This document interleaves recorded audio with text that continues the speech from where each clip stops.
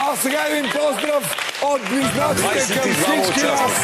22 кутии, 22 суми от 10 стотинки до 100 000 лева. И един въпрос. Сделка или не?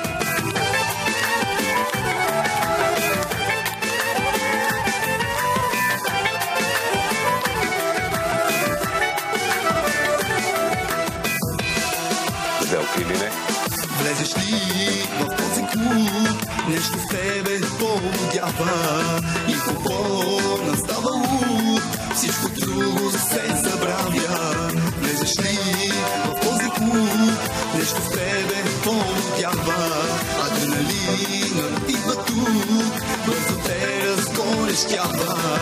Сделка или не, има правила, купонът е 6 вечерта, горещо е на сцената, така ще е до офертата. Сделка или не, има правила, купонът е 6 вечерта, горещо е на сцената, така ще е до края.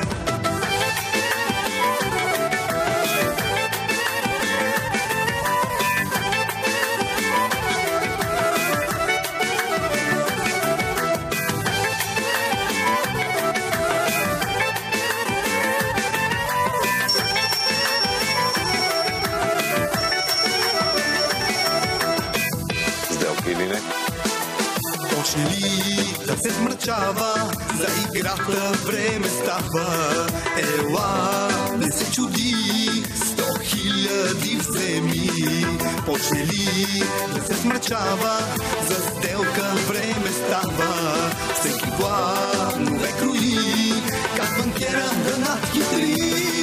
Сделка или не, има правила, купонът е 6 вечерта, горещо е на сцената, така ще е до офертата. Сделка или не, има правила, купонът е 6 вечерта, горещо е на сцената, така ще е до края. Сделка или не, има правила, купонът е 6 вечерта, горещо е на сцената, така ще е до края.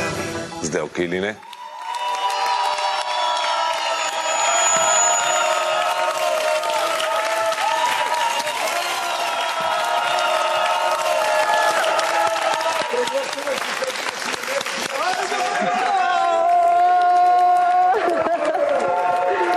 Беше супер! Много беше готино. Благодаря.